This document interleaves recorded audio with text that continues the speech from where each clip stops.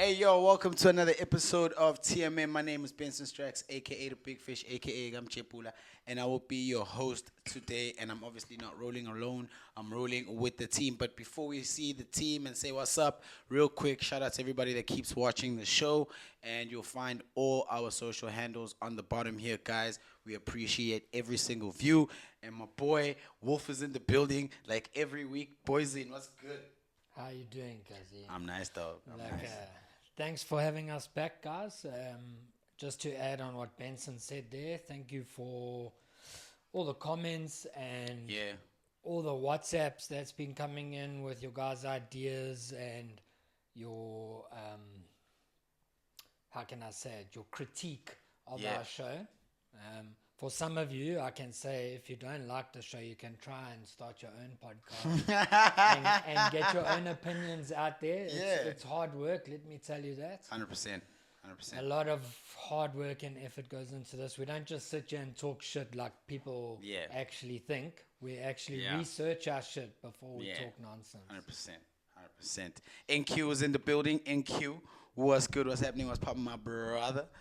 Always on the phone. Yara, Kazi. Away, Kazi, we've got to stay connected, making sure that we're connecting with you guys. So just leave comments. Make sure that you like the podcast. We want to interact with you guys.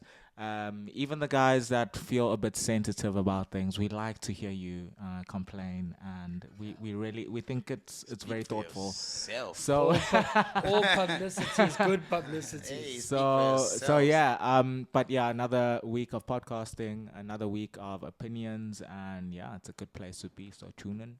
Let's go. Chad, Big Chad in the building. Always not standing on business, actually handling business. That's what I'm talking about. What's good? Big Shed, podcast, another week.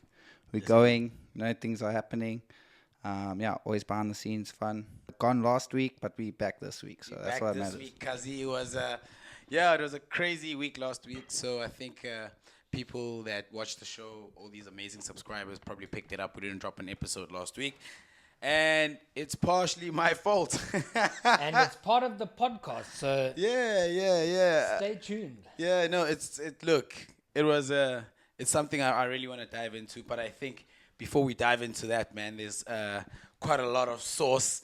My brother's been not out so here. much anymore. Hey, not so much sauce. My brother be out here limping, and so you got the snip.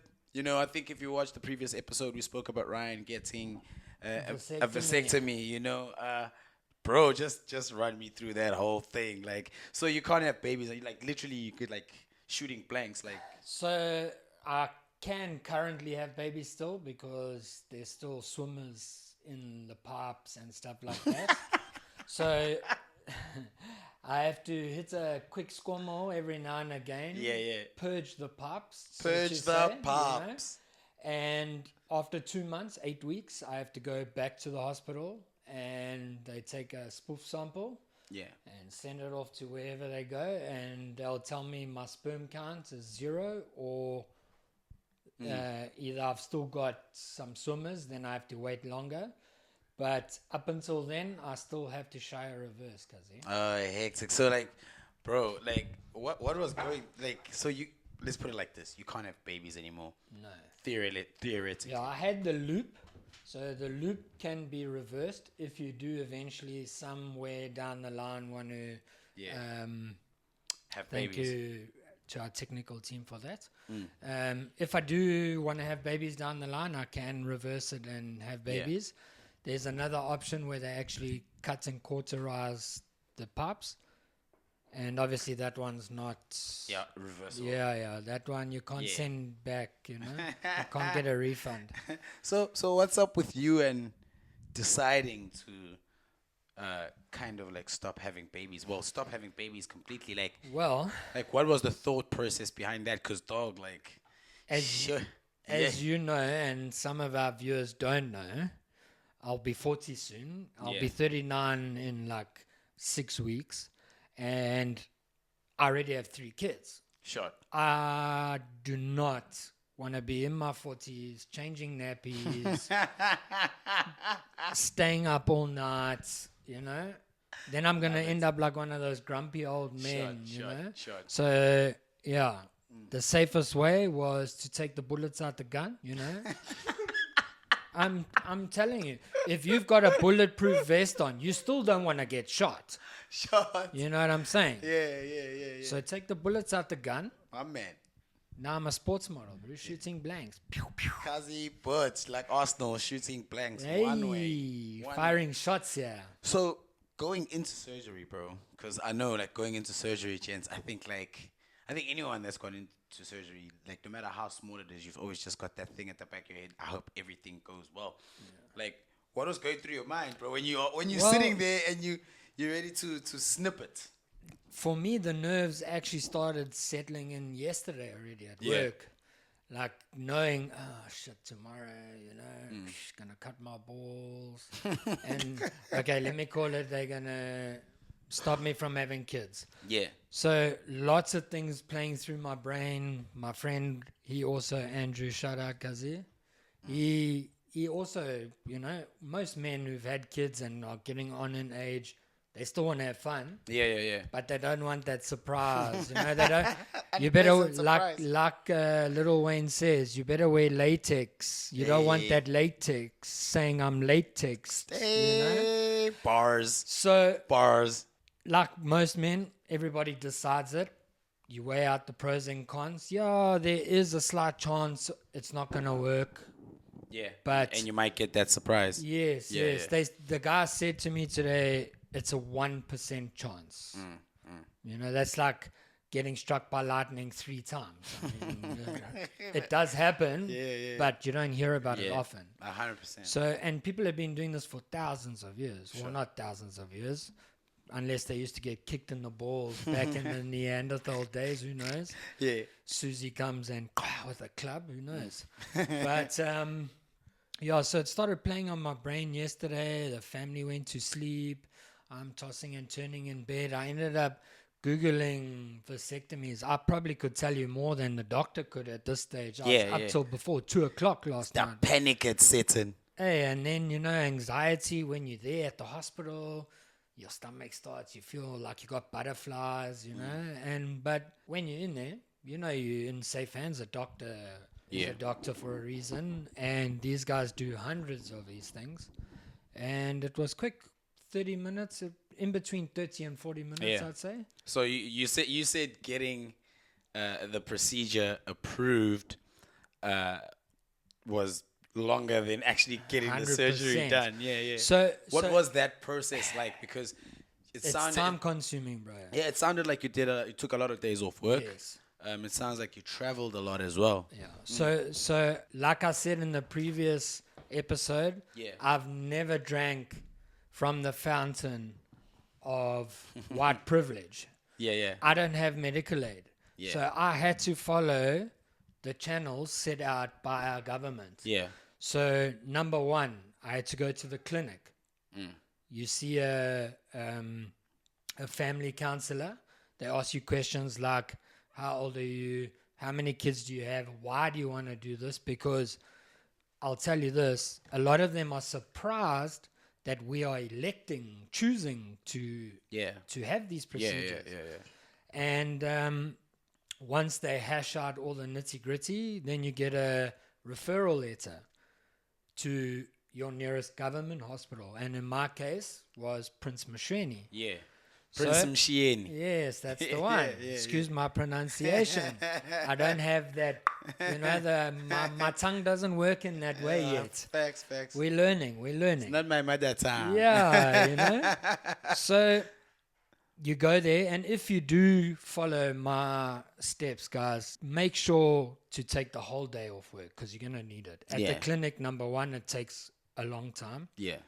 And at the hospital, it takes a long time. So you go to the hospital, you pay $90, you get a file, you go sit in a long queue, you pay, then you go to another queue. I promise you a whole day story, guys. And I'm not exaggerating this. Yeah. Anybody who's listening who's been to a government hospital, you can stand a test to this. I feel like the Vito here can just like be like, yeah, like I was understand there, what bro. people Yeah, are the complaining about in the frustration, hood. bro. Yeah, the frustration's crazy. Yeah. So then you stand in that long queue and you have your blood pressure taken. Then you go stand in another queue in a different department to wait and see one of the doctors that are on. So now you got to tell another person the whole same story why you want to get it done. Why? Which was news to me, was government hospitals no longer do vasectomies. It's in the private sector. So same, people on medical aid, make sure you have gap cover, because this is classified as cosmetic surgery because it's a choice. Maybe if you have an accident and you hurt your gonads, then I suppose they can, while they're sewing you up, they might just nip it for you. Quickly. Who knows? Yeah. But it's not covered by your normal medical aid. Yeah.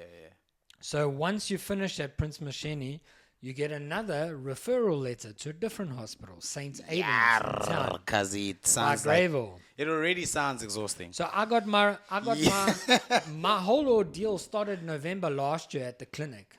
Yeah. Then I was busy with work, started a new job, so I didn't have time to go to the hospital. And when my father went to get his prescription, he's also goes to a government hospital. Guys, you see, we're not the rich ones, we're the other ones. See the other ones. Yeah. Yeah, the ones that don't have good PR. Yeah, 100%. So at St. Aidan's, again, you can only go to that hospital with a referral. Yeah. So that's like a specialized hospital. It's urology, it's diabetes, it's kidney diseases and all that type of stuff. So I must say, going into that hospital on the outside, like in the area, you're thinking, Dodgy. I'm worried. Yeah. And then when you walk in there, it's like a private hospital, just with government staff. Maybe the building hasn't been maintained On the outside. On the outside, yeah. To blend in with its surroundings. I don't know, man. You see, now we're gonna go down another rabbit hole. The DUT building looked better than the hospital. You know what I mean? So my whole ordeal started November last year. January, I went to Prince Masheni, got my referral letter for today. Yeah. Yes, guys, I had the operation today. So if you do see me rearranging the furniture, you must understand I'm in a little bit of discomfort, a little bit. All right, you're a legend. So this whole from start to finish, it's taken 4 months, and then add on another 2 months because I have to go again to give a sample to say I'm all clear. I don't know if I'm going to get a certificate that I can frame on the wall or a card I can whip out and show people in my wallet. Hey guys, check it out. Not happening. Yeah. But who would you be showing that certificate? Well. Wow. Crazy motherfucker. Don't let all the cats out the bag in one day. But I just wanted to ask you, like, so do they cut the ball sack directly? So it's underneath. It's called the scrotum. Technically, the whole ball bag is the scrotum. Yeah. But if I don't know what you guys call it, but us whitos, we call it the chomi. That's that. It's called the chomi. It's that little piece of skin between your asshole and where your ball bag stops. Yeah. So they literally cut you there where your ball bag comes Ever out. call me chomi again? It's called a gooch, bro. A gooch, yes, gooch. that's another one. Yeah, but the gooch is more like the American term. Chomi is the South African vernacular, you know. That's crazy, man. So yeah, they cut you there. It's 3 stitches, 3 injections. One in the pelvic area where you got your hair, and then one on each side, like kind of where your scrotum and your thigh join, like in that groove there on your hip, in there. Then you wait a couple minutes, and that's it, man. It took way longer to get to the process than to have the process done. That's crazy, man. That's crazy. NQ, would you snip? Would you snip as an African man? What's your take on stopping the bloodline from growing? I'm very religious, and Father Abraham had many sons, so I think that If you, if Hey, I would, bars. I But would. school was free in those days. They grew their own food. There was no That's a whole other thing. internet. You know what? I just think that either or, if you're having kids, if you have the opportunity to, obviously kids sometimes come prematurely, and you just have to make a way from there. Adjust, and if you have the opportunity to, I think it's good to plan for them. Because I think they besides like just finances, the finances should allow you to be more present, because especially in this day and age, there's so many ways that kids can be educated on their phone, social media, and other places besides their home, and they don't really get the values and maybe all the needs that they actually require from a parent in order to develop correctly. So And us as parents are always on our phones. Exactly. Always busy, because Always now busy. we're not at home all day. So Like in the old days, Yeah. because now we have to work 4 jobs just to have 3 children. You know? exactly. So 100%. I would get it like if it's temporal, maybe, and I feel like get the I've loop, got guys. I'm with my partner. We have the Yeah. I'll The join you biggest maybe. advocate. Like Yeah.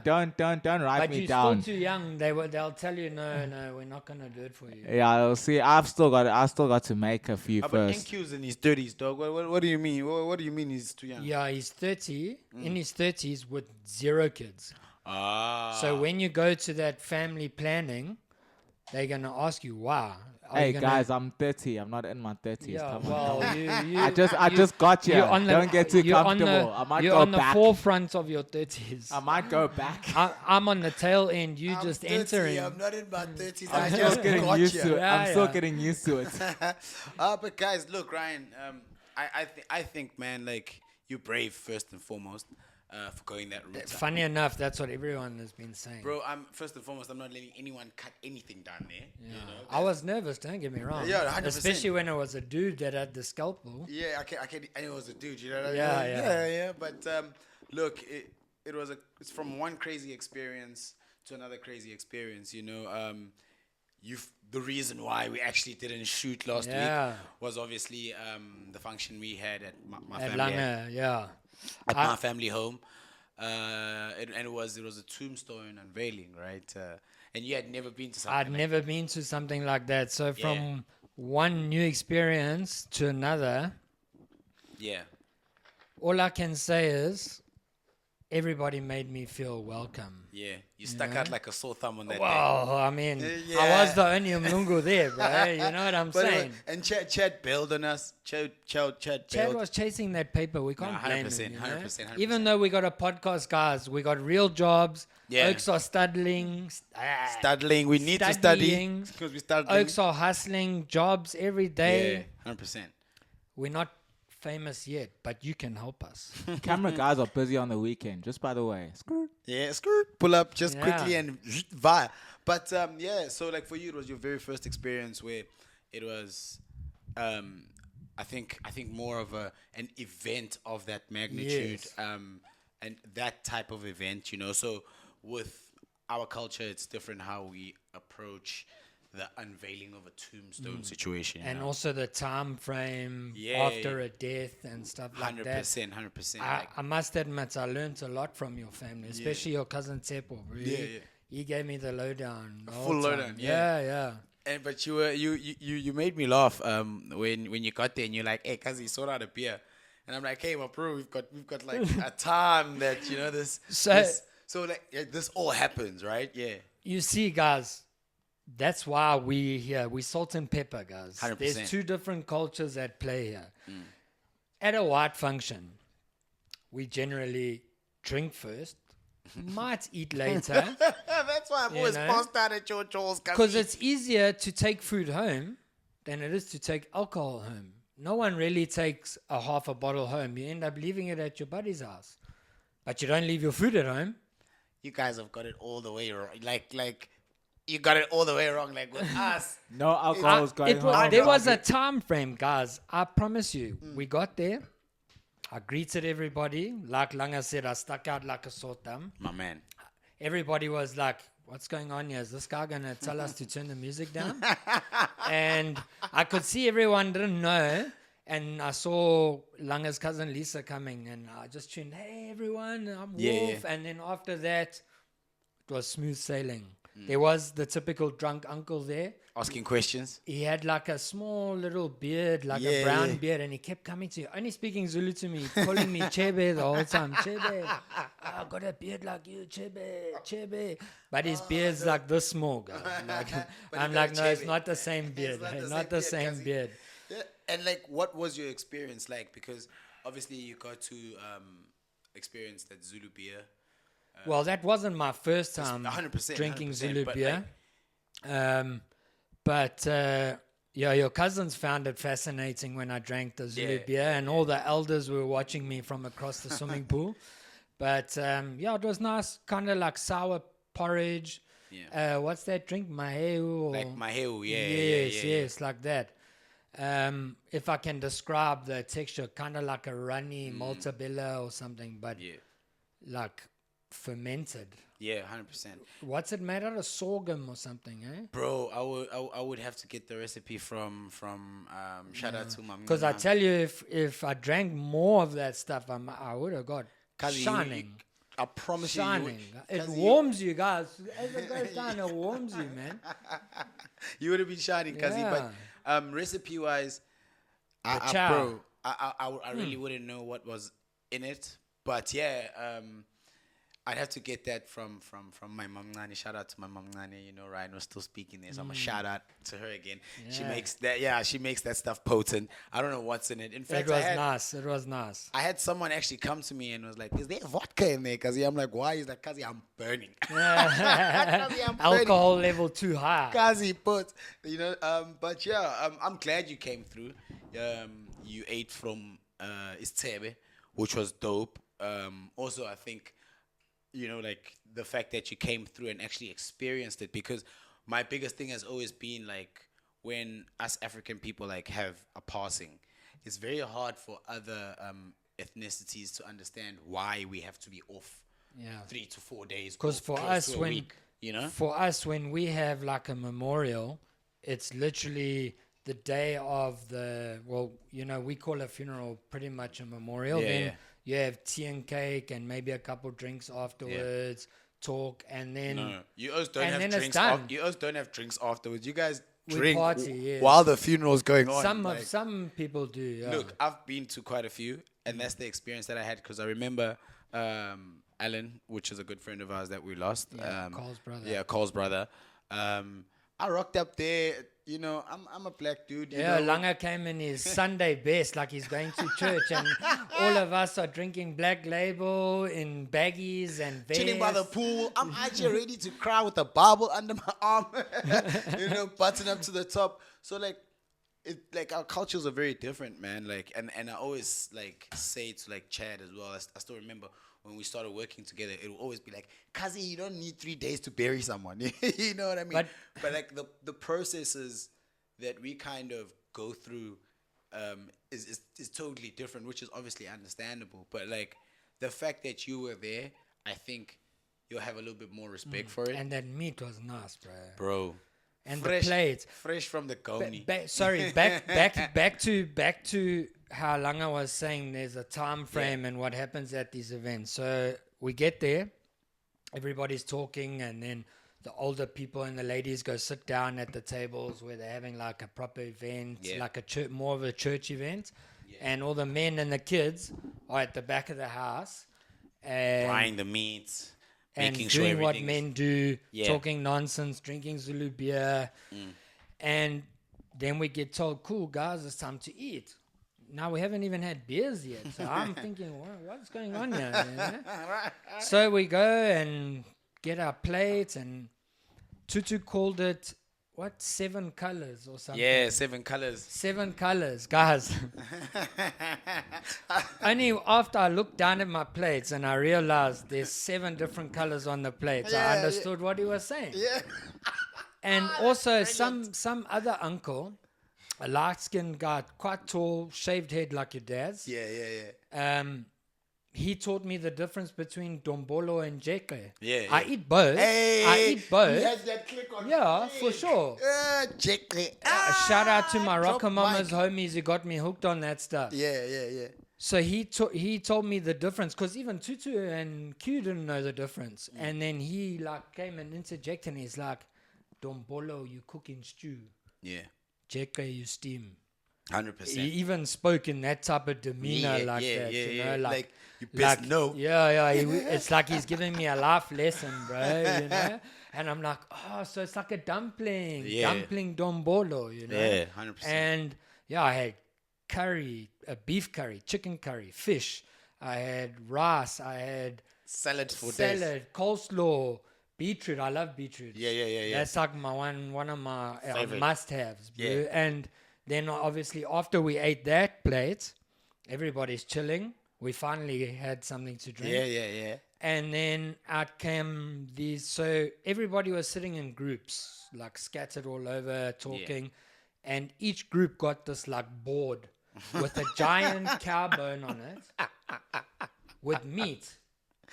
They came with salt, put a pile of salt there, 1, 2 chilies, and everybody's just breaking off and chawing, bro. And we all sat there talking shit and but it wasn't, breaking meat it wasn't and chawing. being broken Yeah, off, but one you had- guy. Yeah. One guy was doing that, but then halfway through, Oaks were just, we can't wait for this, Oak, and you just pull, you know? you was in the wrong group, Kasi. But yeah. It was. I think it was for me as well personally. It was a dope experience just having a friend who's never experienced that. You know, come through and experience it in a comfortable situation. I think everyone as well enjoyed having you there. Yeah, you know, just that experience, because it's like I want to see how he's gonna react. You know, because bro, They were testing me. They were definitely I was testing eating you. ox liver and everything, bro. Not that I've never had ox liver prior to that. Yeah. But I know what you mean. Like Yeah. you were, they came at you. They came at you. 100%. Yeah. But look, man, that was like an experience that for me was slightly missed because I was extremely busy. Yeah. You know. You never enjoy a party you host. It's like a wedding. You enjoy everybody else's wedding except your own. But look, let's go back to someone who is, or let's go to someone, because the unveiling was a vibe. It was dope. You know. My man got goated. Kazi got goated, but I gotta hide this thing because it's still got a pong on it, Kazi. It'll get there. Yeah, no. It'll get Look, there. I'm doing things that I've been told to do to get rid of the stench. At the hospital today, I saw an elderly gentleman, grey beard, like dreadlocks and stuff, and he had about 5 Sure. of them on him. Man, been putting in work. Look, I wouldn't know, because we all have ispandla for different Traditions, reasons. I would rather say different tribes, different yeah, things. different reasons. You know, like other people would have one because they were kind of being introduced to their ancestors, type of thing. You know, so like there's quite a lot to ispandla. You know, but then again, like that part where you say other cultures and stuff like that, I do think it's interpreted in different ways as well. But look, like I said, it was a great one. I want to move on to something. Wait. Yeah. Sorry. You were talking about ancestors. As a white person on the outside now looking in, being there, I think your guys' culture is so deeply rooted in communicating with your ancestors 100%. and respecting your ancestors, that's why you have these delayed mourning processes, shows respect to the dead. Yeah. And then when you have these unveilings, it's like one last signing off. Now you with the ancestors. Yeah. That's how, like, I would explain it to another white person. Man, bro, you weren't there for nothing. Check. Like, I'm black from the waist down, guys. I'm black from the waist down. But it was a great one, and I want to move on to a topic that for me is revolutionary, guys. Like, it's crazy. So I want to, like, I feel like in the hood, you'll know this. We pronounce this country's name wrong. I'm reading it as Burkina Faso, but I would have said Burkina Faso, you know. But I'm not going to try and say it. So it's Burkina Faso introduces transformative prison reform. From today, our prisoners will be working in our agricultural sector while their sentences are reduced. Our laws must represent African values. Ibrahim Traore, the president of Burkina Faso, right? Now that is gnarly, dog. Like to think he's actually trying to rehabilitate people while at the same time getting work done. 100%. Bro, I think he's it's only genius. been president since 2022. I think he's genius. Do you know how old he is? How old is he? He's 36. 36. He's turning 37 this year. That's crazy. This Maybe we need a this young... guy is 36. Maybe we need 100%. Guys, Hey, Jen, the put sun- up a picture of this guy. Hey, Kazi, Is this the- guy 36? The sun in Western Africa is hot because they're there by the Sahara Desert. Hey, bro. this guy's not 36. He has soccer age. And you must know he joined the army in 2010, bro. And because that whole area is Mali, Benin, Ghana, Ivory Coast. I don't know how to say this. I'm gonna spell it: Niger. Niger. Niger. Yeah, Niger. Niger. I don't know, something like that. Spell Maybe it's French. Niger. Yeah, Yeah. I think something like that. But yeah, carry on. Anyway, you know it's a dirty word when someone has to spell it out in order. yeah, I didn't want to pronounce it wrong, you know. We yeah. see. Thank you for the effort. I don't It get is the South N. Africa, I don't though. get the N pass, bro. Yeah, 100%. So he obviously took over from a very evil president. Before him, there was a coup. It's a very war-stricken country. When he joined up with the army in 2010, he was a peacemaker in Mali. Yeah. And when he became president, one of the first things he did was start an alliance with Mali and again, Yeah. say it. Niger. Yeah, there we go. Yeah. To safeguard themselves and to start trading amongst them, you know, trying to build infrastructure, make things better. Yeah. Like, I mean, in 2 years, his old enemies, where he was keeping peace, are now his allies. Yeah, that's See, crazy. he was building bridges before he even knew he was going to be president. When he was there, he probably made friends with them when he was a peacemaker. And he became various degrees growing up the ladder in the army. And who else than a general to take over from a corrupt president? I feel you, but like my thing is like, would this work in a country like South Africa? You know what I mean? I feel like it fits. I feel like it fits them a lot better. Their army is better than us. You know what I mean? Like Our army not gonna do anything. I feel like in SA, if a homie can go and plow some fields and stuff like that to reduce sentence, homies will be there every day. Every day, you know what every I mean? day, and then they're back on the streets doing the same Pushing thing the because hustle, they know they dog. just gotta go farm. They Kazi. just go back farm, it Yeah. eventually becomes like, a job work. Yeah. But I do think it's a genius idea 100%. because If it actually Yeah. reforms them, 100%. Yeah. But again, it's like that that guy who got falsely accused of rape. Remember, and he spent 10 years in jail. He became a criminal in jail to stay alive. Yeah. What's he doing now? He's more than likely following suit in the same gang. 100%. Because That's- you don't just get out of a gang as well. 100%. thing. It's blood in, blood out, bro. And I like the innovative thinking that has come through with that law, because I think as much as it hasn't been proven, but I think it's a step in the right direction. I feel like boxing someone in for 70 years is just there's a major chance they won't come out reformed. Maybe they should. you know? Maybe when choosing these farmers, they should choose people who have like lesser violent crimes. Yeah, 100%. Like murderers and rapists. They shouldn't get the opportunity to lower back, their yeah, sentence. yeah, Yeah. yeah. But in countries like that, someone who stole a loaf of bread when the old president was there gets locked up for 10 years. Then That is crazy. Yeah, I think like you have to be on like good terms or something within the jail. Like you can't just yeah, you can apply for you're well behaved. Yeah. You stick to your job in the prison. Exactly, You're and not like a that- troublemaker. it. You don't. So a lot of the time, when you're close to the end of your sentence, then you like more on the rehabilitation process, right? So that's when therapy. exactly they reintegration exactly into public. So what they also do at Westall Prison is some of the accommodations around the prison has houses, and that's where all the wardens and all the different people that work within the prison stay on campus. So it's like a duplex, right? There's some in Pietermaritzburg. I've seen them there at Westfall, like on the side when you're driving down one road. Yes. So there's various like developments like that around these jails and prison systems.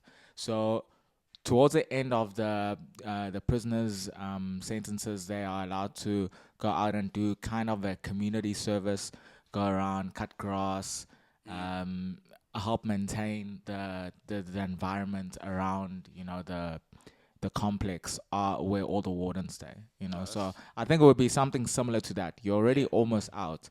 What's the use of like jumping gun unless your baby's in the way? Sure. No, because I reckon you must work from the time you get there, bro. Yeah. So I can reduce that thing quickly, bro. I don't want to wait 6 years when I got 10 years to get rehabilitated. I want to get rehabilitated in 6 months. Do you work one day on the farm and then you get like a day worked off of your sentence? Or we need some guidelines here. Work 1 year, you get a month off your sentence. How do they? It already. I think in prison already. I'm not sure. I'm not 100% sure, but I think 24 hours is calculated. Like a day is calculated as 2 days, basically. Or I think it would be cool if we could actually pull up the picture of the guys working in the fields, and I think it looks awfully familiar. Hey? Yeah. Uncomfortable to watch. It's got that. It's got that. There's just picking cotton vibe. There's just no white guy cracking the whip. Yeah, there's no white guy on a horse. I don't know. Maybe that was Elon, man. He's got something to do with it. But like you're right. Like NQ, that is crazy. We need a black man on a horse now, Django. Yeah. He's not on a horse this time. He's on a It tower. reminds me of He's on a tower with the freaking sniper. That Eddie Murphy movie, Life, when they go to prison, him and Martin Lawrence, and they work in knocking the rocks and stuff. Bro, look, those are classics, but I think the next classic thing is ESPN and the top 10 greatest athletes of the 21st century. I think that was classically horrible. Horrible. What a horrible top 10. So ESPN has dropped the top 10 athletes of the 21st century, and the list is a shocker. I'll start from 1 to 10, and I know a lot of you guys will disagree. And you know what? Let's just read it. Michael Phelps at number 1, Serena Williams at number 2, Leo Messi at number 3, LeBron James at number 4. Number 5 is Tom Brady. Number 6 is Roger Federer. Number 7 is Simone Biles. Number 8 is Tiger Woods. Number 9 is Usain Bolt. And at 10 they have Kobe Bryant. I totally disagree. I disagree too. I disagree with that list. I feel like first and foremost ESPN. I just feel like Americans. They're biased to Americans. Yeah, and besides that, I feel like Americans will always put themselves in the mix, even if they are not in the mix. And I feel like they don't understand sports that are outside of America. You know what I mean? Like sports that aren't created in America. Like they'll tell you like from A to Z about American football. They'll tell you A to Z about basketball. And then, you know, you obviously got sports like swimming. They're good at it. You know, in the Olympics, they're nice. But like I feel like there's just like sports that they totally don't understand. Like rugby. I think there's some. Look, There's big gaps. There's big gaps, you know, like rugby. They don't get. I still feel like Americans don't understand football, which is what they call soccer. For sure. I feel like they're still learning. You know, there are 1-2 good American players. No, 100%, bro. There's some dope guys. Clint Dempsey's from far there. behind. There's quite a lot of guys that have come out there. Landon Donovan, he was amazing. He was super dope. The U.S. women's team is super amazing. I think, if not the best country in football, in women's soccer, they're definitely in there for a shout. You know what I mean? I think in America, the people go for the higher paying jobs. Maybe soccer wasn't as lucrative like as in England and Spain and stuff like that as it was. But then don't make a list. Don't make a list don't make a list that involves only American sports. No, don't make a list that includes the rest of the world, but you only understand American sports. Yeah. It's like what we spoke about American football. America won't be the best at American football if it was called world football. It's American football because only Americans play. 100%. 100%. I bet you if there was a Springbok American football team, I was getting crunched. Tom Brady's name wouldn't be on this list. It'd be Sia Kolisi, bro. Yeah, but like seeing as you disagree, who are you taking off, and who do you think is missing from this list of the top 10 athletes of the 21st century? So Tom Brady's got to go for me. I agree. Look, he's an amazing quarterback in America. Yeah. You I know? wouldn't really know. I've heard he's the best. It's not a world sport for me, so I don't. Yeah, he's the best in America, but like I say, it's not a world sport. He needs to come off there. Yeah, Tom Brady, I agree. Yeah. And they have him very high up at 5. At 5, yeah. Roger Federer, brilliant tennis player, but in standout sports, I wouldn't. There's other names that should be up there. Yeah. Simone Biles, amazing gymnast. She did very well in the last Olympics. Also, not top 10. Yeah. Top 20 for sure. 100%. Top 15 even. Yeah. Top 10, no. I also wouldn't break her into the top 10. And I'm on their list, which we will show. I'm gonna have to drop Usain Bolt.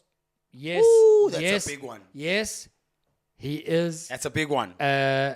Olympic gold medalist, super fast. Fastest man in the world. Yes, again, top 15. That's a flex, dog. Not top 10. Okay. That's my personal choice. And I'm not being biased because there's no South Africans on my top 10 list. So how would your top 10 list go?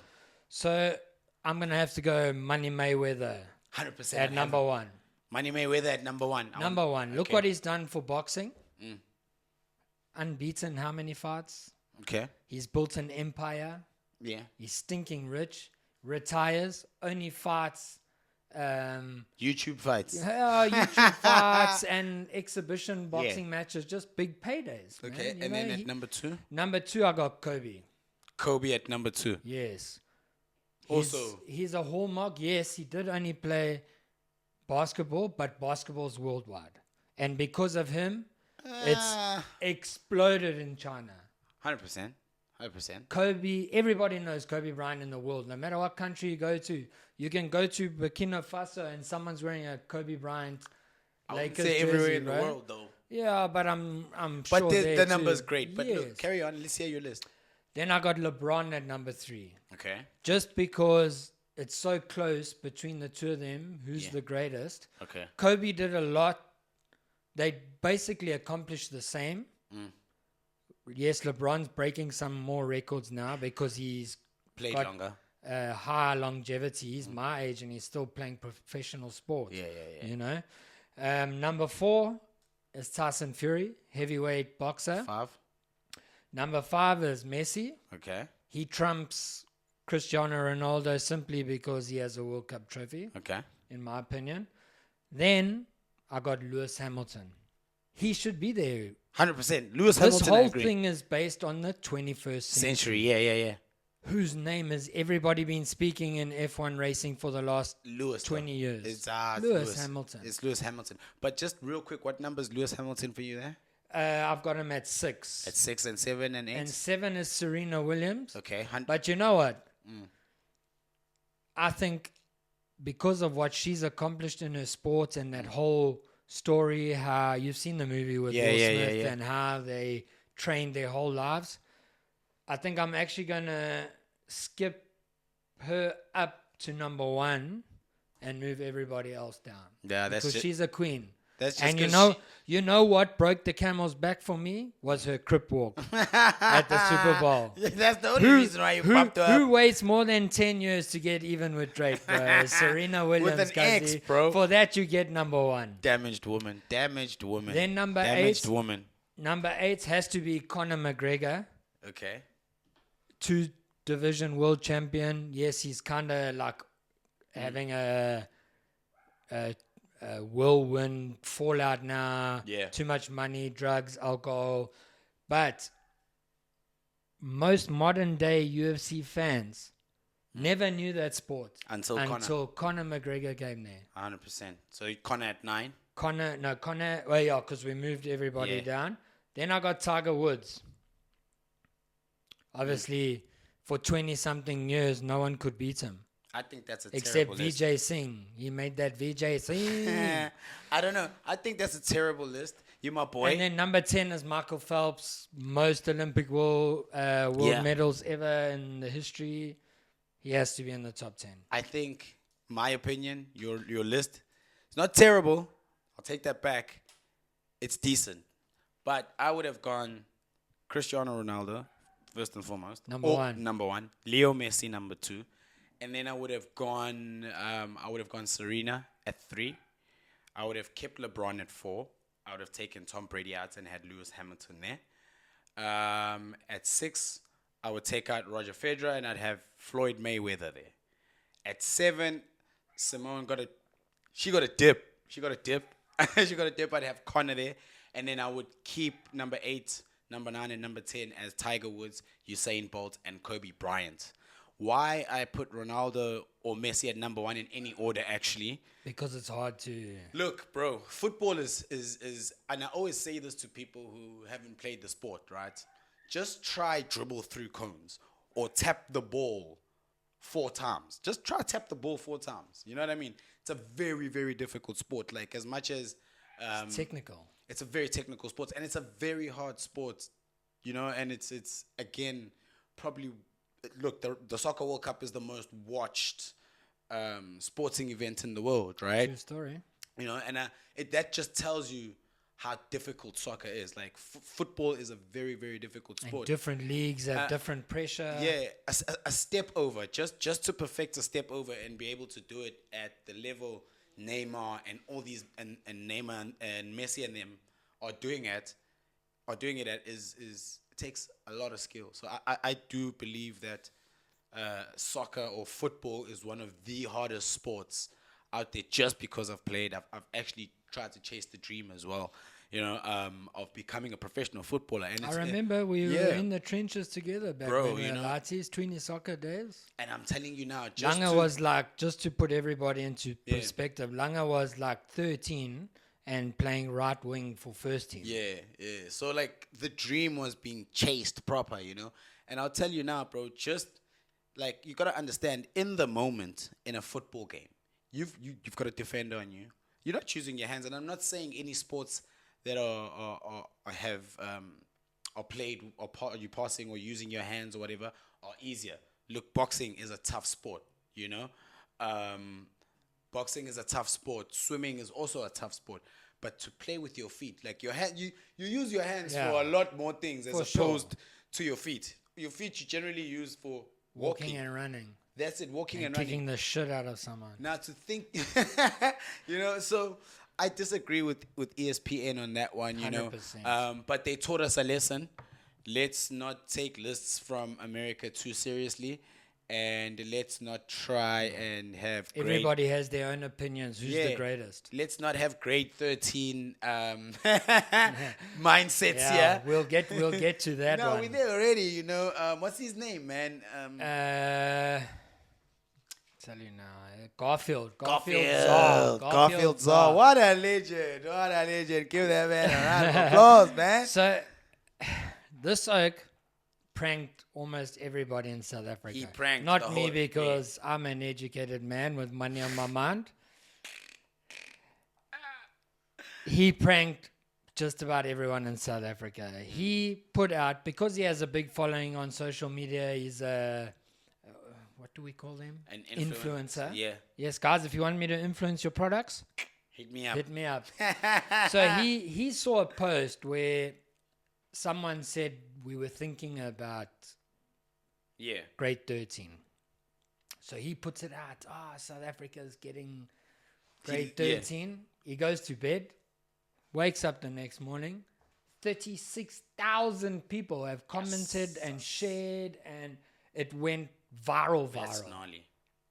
he even had to later go out and put out an apology to say, guys, listen, it was actually a joke, you know? Yeah. There's no actual grade 13 coming.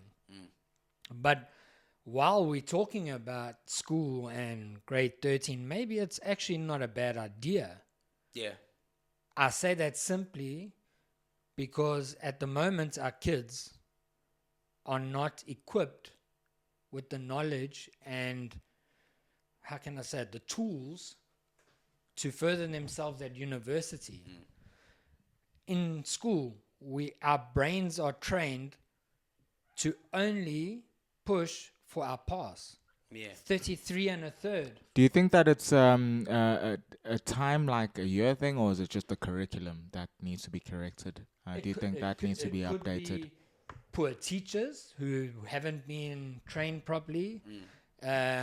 Maybe not enough books in the school. Maybe kids are like how I was, just doping too much and partying. What kids are you talking about doping too much? Hey, cuzzy, when I was a teenager, I was a jol. Huh? Yeah, but know?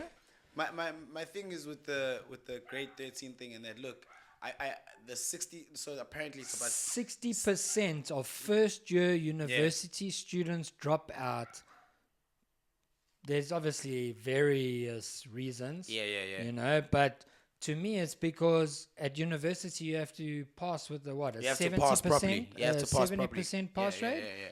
And for 12 years, they've been Chilling. only just passing, you know? Yeah, I think anything above, I think anything below 50%. You must try harder. You know, look. I'm saying. I as pass like, without studying. No, look. I'm saying in a sense that I feel like the pass mark should be like 50, normal, at least look, half. It should be 50, at least half of 100 as a pass. And my other thing is as well, I feel like that 33%, 33 and a third, that's way too little. I must admit, when high we school, went to school, bro, like, Yeah. look, it wasn't a lot. It was around the 40s, you know, but it was still like not 4 or 50. But now we are a lot away from 50. I must say a couple terms that 33 and a third pass rate saved me in art class, bro. Couple terms. Yeah, but no one wants a 50% pass or fail rate surgeon working on them now, do they? For sure. Or 33%. Exactly. You only know 33% of what you're coming to do to Imagine today you went and you got the vasectomy, One of right? those guys. And the guy was like, so it's a 50-50 thing, but let's do it. Let's operate. You know, no way. I would have walked straight out of there. I think 70 is low. It should be 90 or 100. Yeah, bro, it's very, very If low. you want to become a doctor or a lawyer, you got to... Or a taxi driver, because you're carrying lives as well. Let's not go on to But you're on a play with taxi drivers. With those menses. But like, I do believe that the grade 13 thing is not a great idea. But I do believe, like, I just feel like it's too much time. Because we already spent 12 years in school, man. Bro, that's already too long. I feel like in grade 11, you can let me go into the world type of thing. You know what I mean? Like, grade 11 was harder than matric, bro. You know? To be honest. You know, but shout out to what's the guy's name, the TikToker? Garfieldzar. Garfieldzar. I think he was spot He was on. on it. And he got all the clicks he needed, bro. Bro, that guy. He had so much traffic. That's called... You see, this is why I don't like the term standing on business. I feel like it just makes me feel like I'm not doing nothing. You know, like Guys, did you hear that one about kids only being able to start primary school at 10? So they got to stay at home for another 3 years with you. Yes, cuz you That's a joke, eh? You cut me off to say such depressing shit. Oh, no, I just wanted to say that so maybe South Africa can... and we go viral, cuz, you know? Brilliant. But... yeah, man, I do believe it's a wrap-up of the show. We've had a really, really good one. Talking about wrap-ups. Yeah. We got to speak about Spicy Plum before we go. Give it to him. Give it to him, boy. So, Stephen Kitshoff, better known as the Spicy Plum. Yeah. 2-time World Cup winner. With the Springboks. Got injured last year. Whole story behind it was kept under wraps, you know, social media and everything, and he retired this week, which is a sad one. And he actually celebrated his 33rd birthday on the 10th of February. 33. and you're retiring from rugby. That's yeah. He could have almost got a third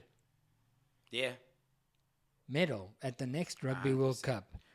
He broke his neck, and because he's a prop, props when they bind, their necks are under immense pressure, and he broke his, I think it was his C1 and C2. That's it, C1 and C2. Yeah, what do they call it? The hangman.